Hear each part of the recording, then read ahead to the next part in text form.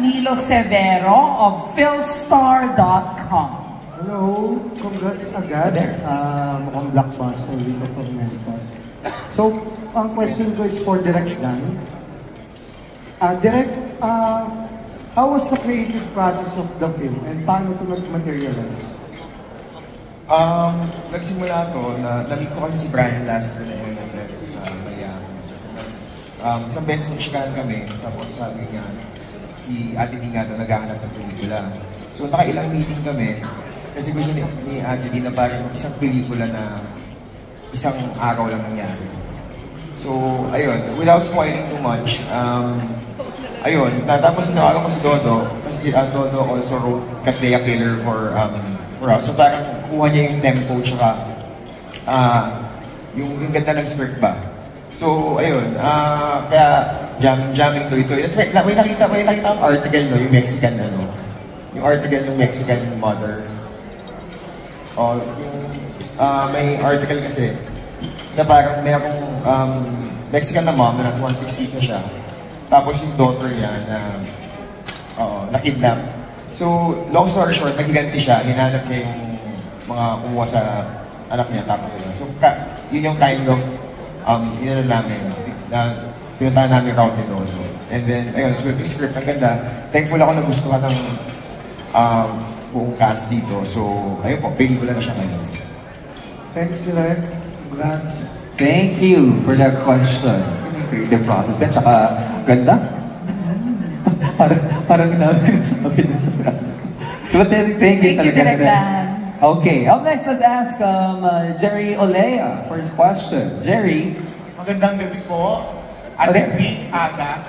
1992, Sinungaling Mong Puso. Napaka-memorable sa amin yung Ladies and Love Affair ni Jason at si Clara. After 2 years, ginawa nyo nag-iisang bituin kay Direkta Joey Reyes naman. Bakit 3 dekada pa ang lumipas bago gumawa ulit kayo ng pelikula at paano nabuo yung pagsasama ninyo?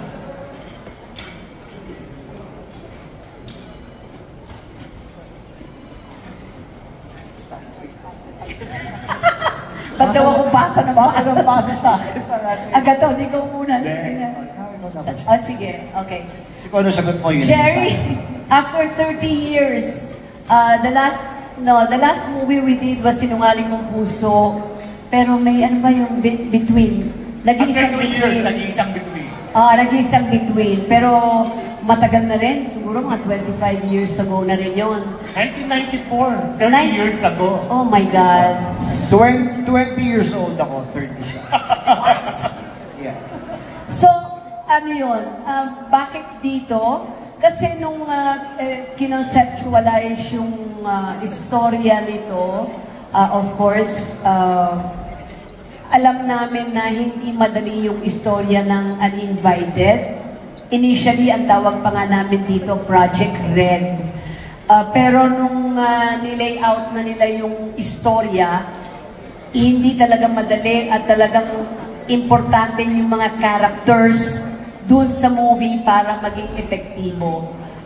Nung nabuo na ito, nag-usap na kami nila Direct, ng team.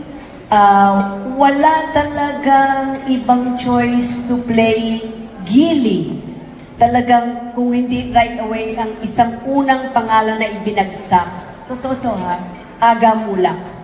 That's why nung nadinig ko na tumawag sa akin si Aga, and then sinabi niya na, ano V? Totoo ba? Gagawin natin pelikula ito? Totoo ba? Gagawa tayo ng pelikula? Tapos sabi ko, Aga, tanggapin mo dahil kung hindi, isosoli ko na yung kandila bilang ninang nyo ni Christine sa kasal. Sabi ko, pag hindi mo tinanggap to, babalik ko na yung kandila sa inyo ni Sherlyn. Kasi ninang nila ako sa kasal. Kaya tanggapin mo na to dahil gusto na kitang bakbakan. Yun, doon nag-umpisa yun. And now, eto na, tapos na yung pelikula namin. Si Aga, kumusta na yung pag-uusap ninyo? So how can you just say no? Diba? When the film was offered sa akin, all I had to do was call her first, and then sabi na ng project sa akin sa table, Sir, tatawagan niyo, bakit? Bakit hindi?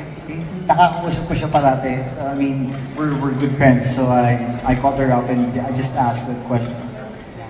Gagawin mo ba to? Ikaw ba talaga? Tuloy ba talaga to? Sabi niya, yes. Sabi niya, yun nga, Beto, gawin mo to, ganyan-ganyan. Hindi niya naman kailangan magsalita pa, ano? Para I was just waiting for this time. So I'm just happy. Again, like what I mentioned a while back, I'm just the happiest to have done this film and to have done it again with Miss Vilma Santos. It's just, kumbaga, it comes in threes, diba? So this is her third film. I'm okay. Done na ako sa buhay. Salamat. And proud ako sa dalawang pelikulang ginawa namin. Ito, sobra ako proud sa pangatlong to.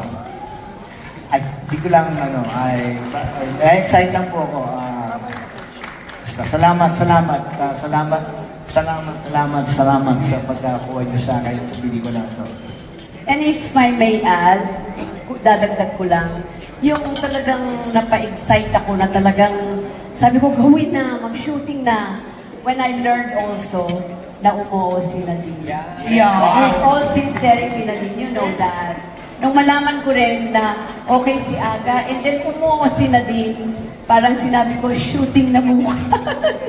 So, malaking bagay sa akin yon na talagang nakasama ko si Aga and si Nadine. And then, while preparing for the shoot, nalaman ko pa kung gaano kabibigat yung mga artistang makakasama namin sa movie.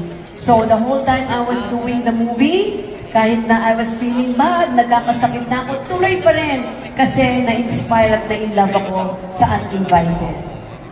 Salamat. Totoo yan, kanong sinabi nga sa akin kasama si Nadine. Sabi ko si Nadine, ang leading lady ko siya. Sabi, hindi, anak mo siya. Sabi ko, buti naman.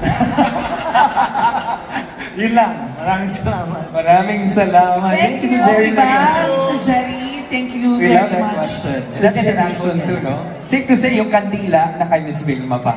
Hindi na isole. Hindi na isusole. Oo. But when actually Miss Vilma was telling everyone got a powerful cast, I looked at Gio and RK over there. Grabe yung ngiti nila talaga. Well, we really agree. And also, let me just remind everyone that this film happens in just one night. Ang galing. Ang galing. So, we're so excited for that, especially with all the scenes na mangyayari doon. Before that, we'd love to acknowledge The presence. yes, Of Secretary Ralph Rector. who's right there, and Ryan. Hi. Hi. thank you for attending the ball. Okay, now let's go to PMPC and ask Jimmy Escala. Congratulations, Ate B. Ate B, ito po ako. Ate B, from your number one big man yan. Ate B, tanong ko po, bakit pinili mo ang Uninvited over doon sa tatlong movie mo yan, pang MMF din na niligwak mo? Sorry, can you repeat po, sir? Okay. Ano kasi, nag-meeting naman ako doon kasi, ang nangyari lang kasi, parang nagkaroon ng problema sa character na gagampanan ko. Yun lang yun.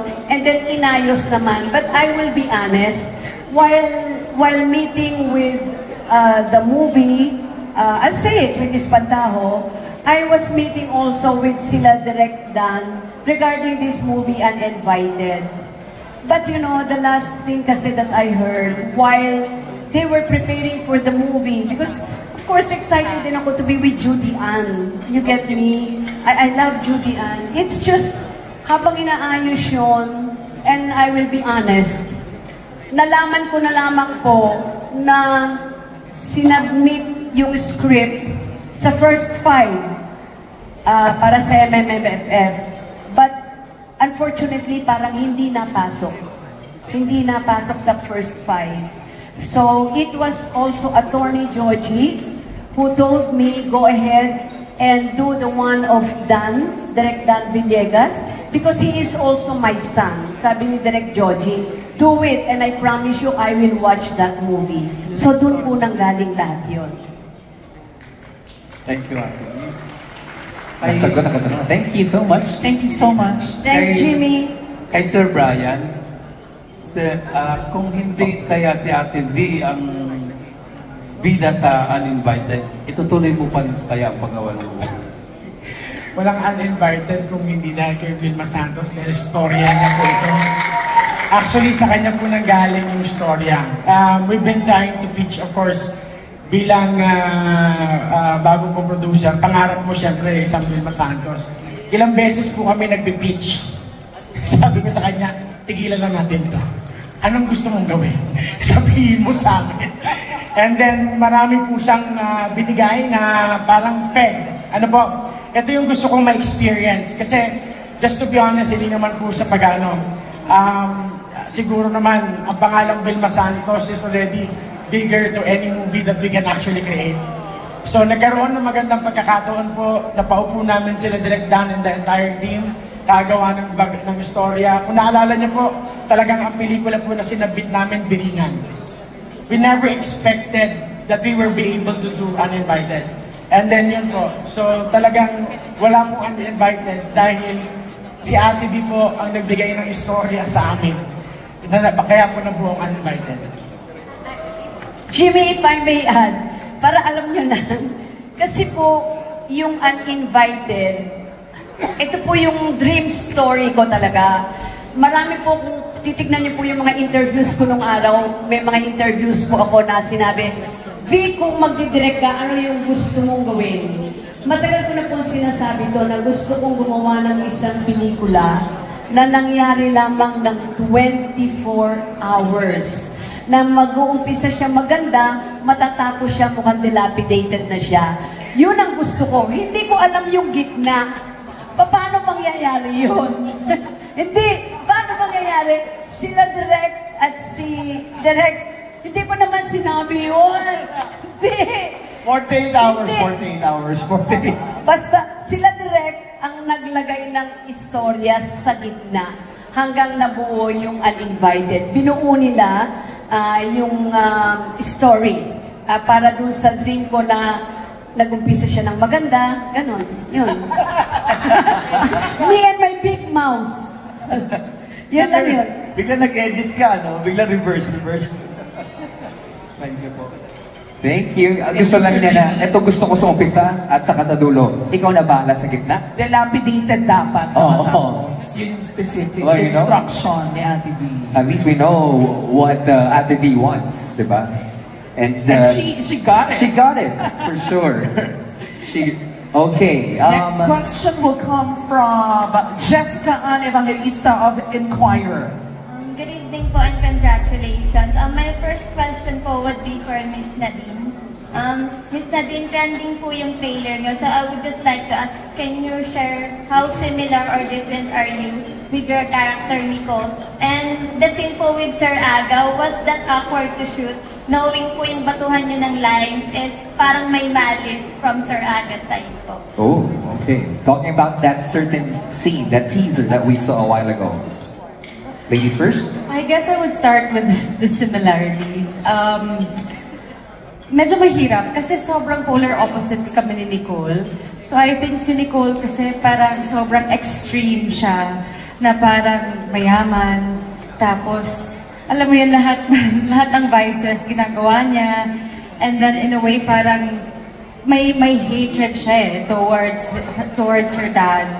And kung ano man yung nangyayari dun sa mundo niya. Ako naman, ano lang ako, chill lang naman ako. I'm okay with everything. Also, my relationship with my dad is not exactly the same. Pero ang similarity namin siguro ni Nicole, I would say, is parehas kaming palaban. And that scene actually was really funny kasi every time after ng eksena, naalala ko merong mga addict si Kuya Aga na, as in paglabas ko ng pintuan after the scene, tawa ako ng tawa.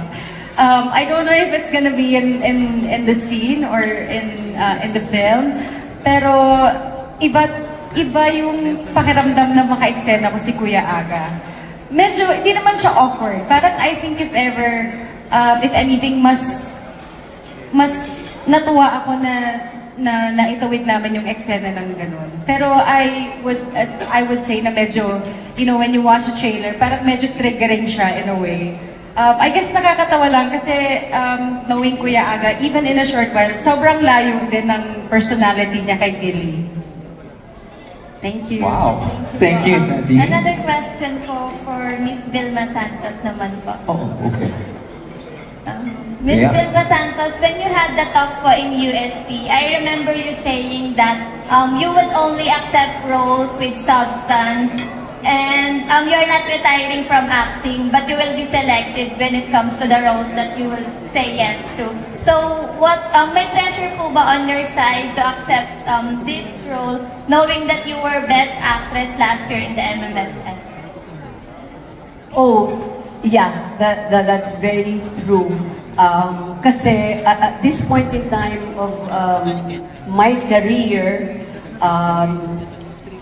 ang hirap na akong humanap ng isang role na babagay sa edad ko at yung role that will challenge me. Kasi sa more than 62 years in the industry, parang ang pakiramdam ko, ang dami ko na rin nagawang iba't ibang klaseng character. And yung iba pa ulit-ulit na.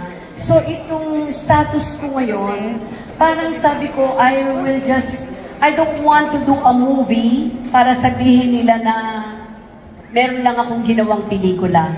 Kung meron man akong gagawing pelikula, I will make sure, at this point in time of my career and my age, I will make sure that I will do a movie that I think can still challenge me.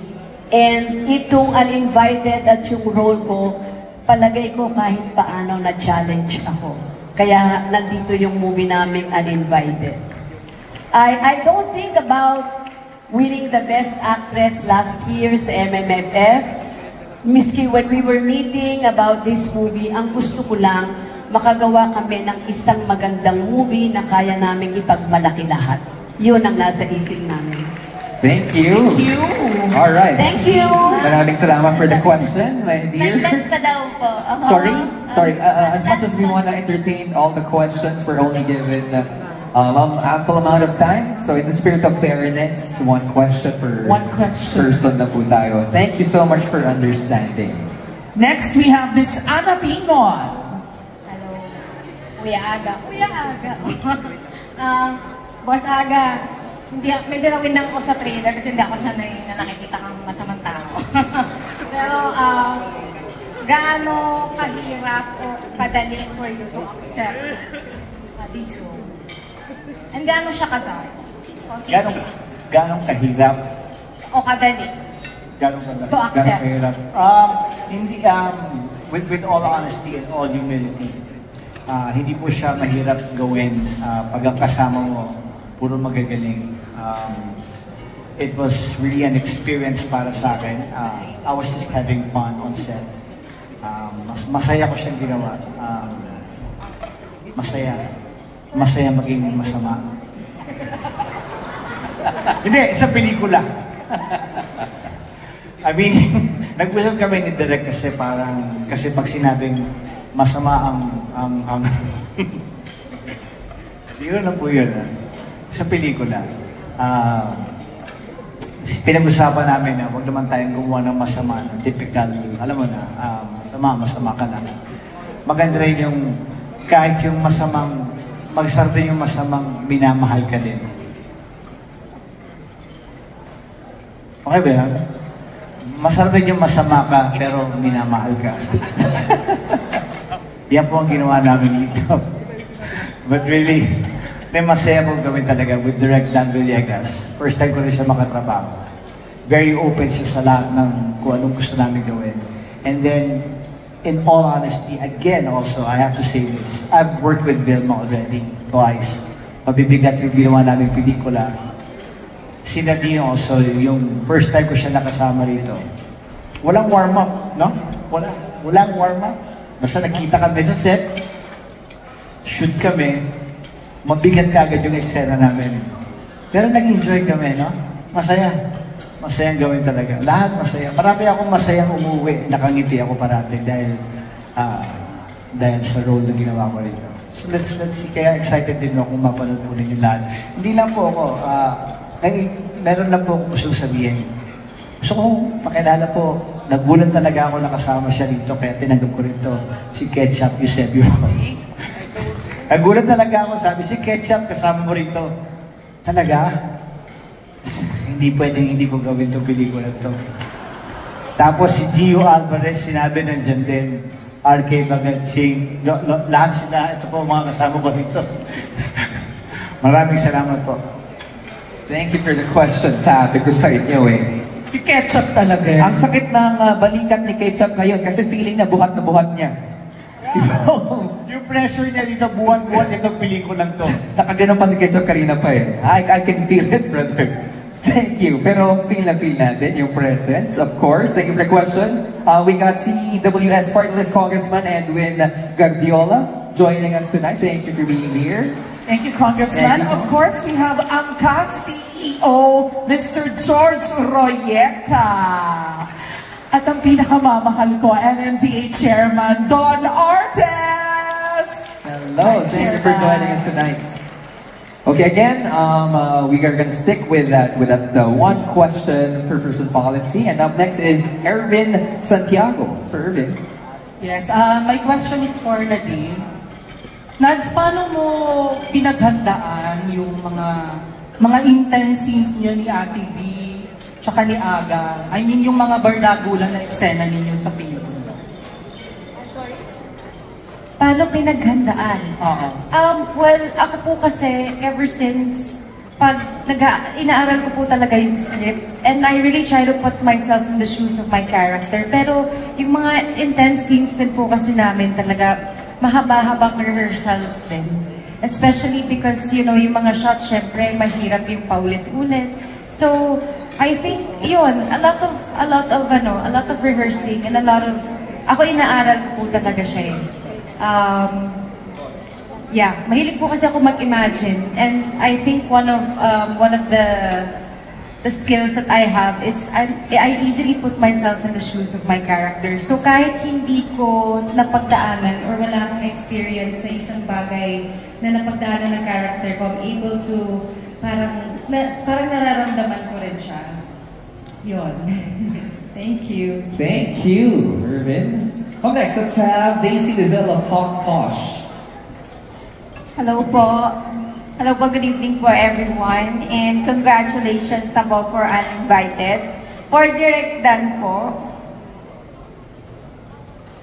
I would just like to know, how do you work with your actors to create the best performances, and what techniques do you use to ensure a film is cohesive and flows well throughout the story? Mahaba yung dyan. Candidate number 1, Direct Dan. Nag-send ako ng notes sa mga actors, character nila, yung background. Tapos pati zodiac sign nandun. Para lang may idea yung actors, ano ba yung character nun. Bukod sa interpretation ng script. Tapos, nakakatuwa din sila din, nag-send siya ng version niya nung yung, talagang, kubad, in-imagine niya talaga yung character niya, paano papasok siya, kasi yan ang paglalabas. So gano'n, on set kasi, since nag-usap na kami before, parang hindi naman ako masyadong ma-edit na on set. Ayun. Pero, ayun, mahaba yung sagot, sorry. So, yun lang. Basta, you really have to work closely with your actors. Baka nagkakaintindihan kayo, you're looking at the same direction. Thank you. Thank you. Next, we have Francis Simeon Mamay of PMPC. Good evening and congratulations to all of you. Hi, Ate V, Francis po. Ate V, you had an entry also last year and you have another one this year. Does it mean mapapanood namin kayo muli on the big screen every MMFF, or you have other movies to do for next year that's not intended for the MMFF? Thank you. Hindi naman. Thank you, Francis. Hindi naman, Francis, nagkataon lang na na isali itong uling uninvited sa Metro Manila Film Festival. Again, if I may reiterate, when we were planning, conceptualizing the story of this movie, yung mga meetings namin, wala sa plano namin isali ito sa MMFF. Ang usapan nga lang namin talaga is to really make a good film, a good movie that we really can be proud of. Pero biglang sinuwerte naman at naipasok sa MMFF at natanggap. So, not necessarily may plano naman ako yearly. Nagkataon lang magkasunod na when I met you in Tokyo and then this year, meron akong uling movie na napasali yung Uninvited. So, siguro, ano lang, baka it was meant to be. Ganun lang yun, Francis. Thank you, Francis. And here's us hoping to see you again next year. And every year after that. Thank you. Right now, let's have John of Fontanilla of BNBC. Yeah, John. Hello, Robbie. Congratulations, everyone. My question is for Nadine Lustre. Yeah. Nadine, how's working with such amazing and award-winning actors like Ate V, and then si Sir Aga, na sobrang huhusay? Kinakabahan ka ba? Kahit alam naman natin kung gaano ka rin kahusay na actors. Hi, Dito John. Actually, nung pinitch po kasi sa akin nila direct Daniel yung project, nakakatawa yun. Unang nilang ginawa yung sinabi nila yung mga kasama sa film. Tapos after nun, parang nagbibigay sila ng synopsis ng kwento. Hindi pa tapos yung pag-explain nila director net nun. Sabi ko, direct game. Kasi, I mean, kailan ko ba masasabi na nakatrabaho ko silang lahat in one film? So, syempre, this is an opportunity of a lifetime. So, agad-agad tinanggap ko siya.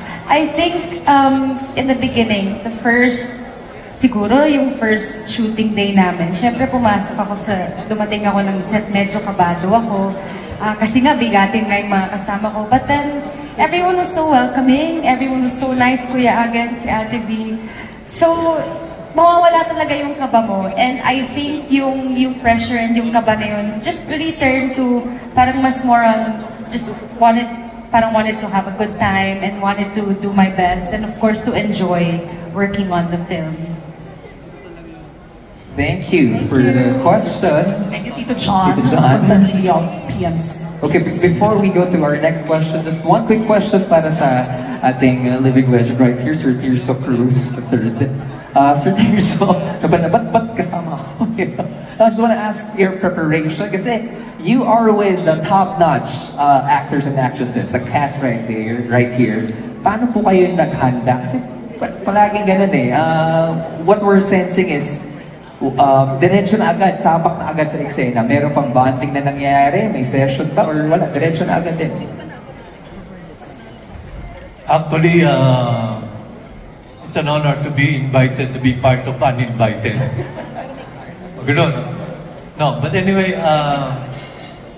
the one thing that I'm very proud of is talaga, every time I do a movie, yung nagkakaroon ako ng chance na makasama yung magagaling na artista, lalo na itong moving ito.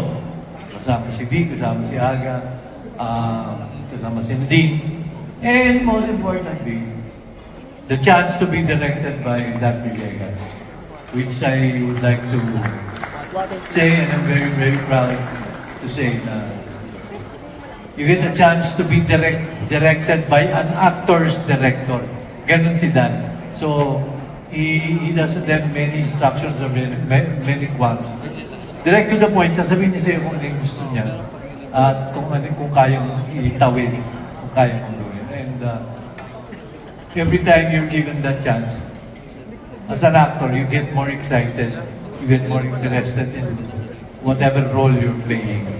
And you try to put your best foot forward. Dahil lahat yung kasama mo, naka-best foot forward lahat. So matatangay ka, even ikaw mismo madadala nila. Lahat may gustong patunayan, panalo, no? Ganun. Ganun level. Ganun na nga sila. Gusto pa umakyat, no? But if you're given that chance, why not? You have to take it. And right now, taking this chance to ask his question is... Irvin Santiago.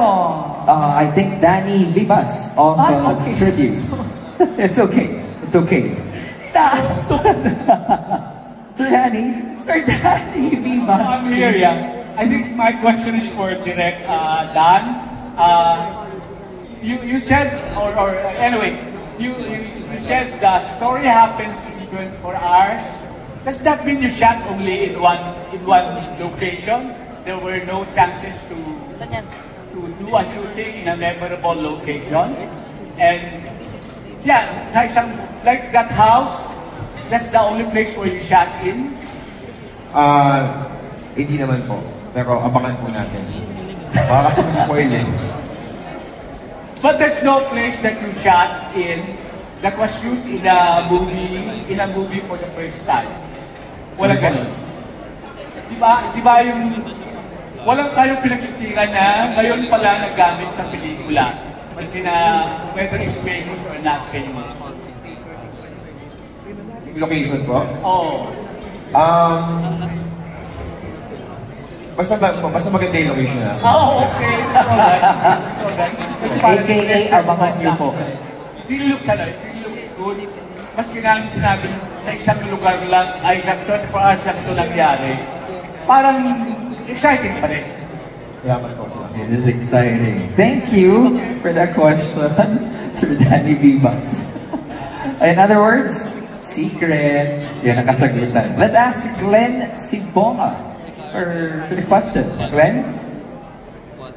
Is Glenn here? Oh, there. Hi, Glenn.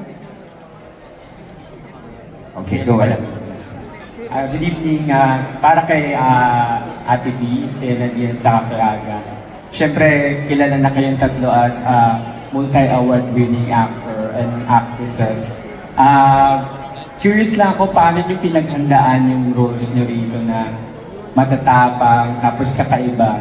Lalo na si Nadine na namumutik-tik sa mura yung bawat salita. Yeah, actually, like what Direct Dan said nga kanina, as in, inano ko talaga siya, dinisect ko yung character ko. I put in mga information na usually hindi mo naman makikita sa script. For example, like the zodiac sign. I made a playlist for my character just to kind of figure out kung sino ba talaga siya, what she's all about. Tsaka excited po kasi first time kong magkaroon ng role na ganito, na palaban, mamangis, ganyan, rich girl, alam mo yun, anak ng mayaman, tapos yung environment pa niya is very toxic, very dark. So sobrang excited po talaga ako. And ang dami ding beses na kinausap ko din si Director at si Directa, nag-exchange talaga kami ng notes.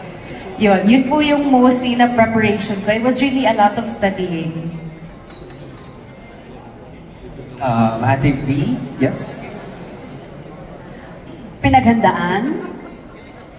I'm sorry. Ano uli yung question?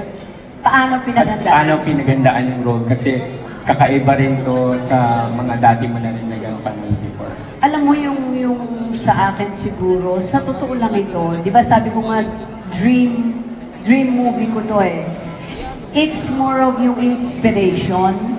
Kasi nung last meeting kami, bago ma-approve na we will be doing this movie, na-inspire na ako kagad eh. Yun ang isang malaking plus factor sa artista eh.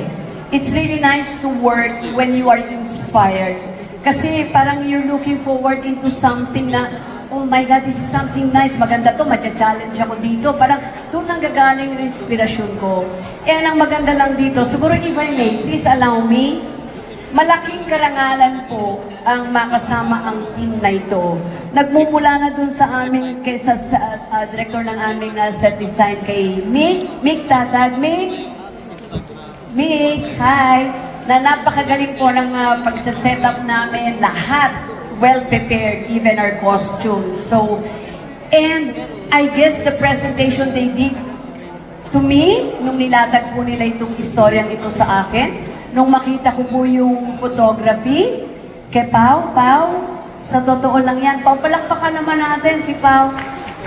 Grabe, na-amuse ako talaga. Yung, kukwento ko lang po sa inyo kasi iba yung dito ang kulay, iba kulay dito. Ito na-impress po ako talaga at nangyari yun. Pao, maraming salamat.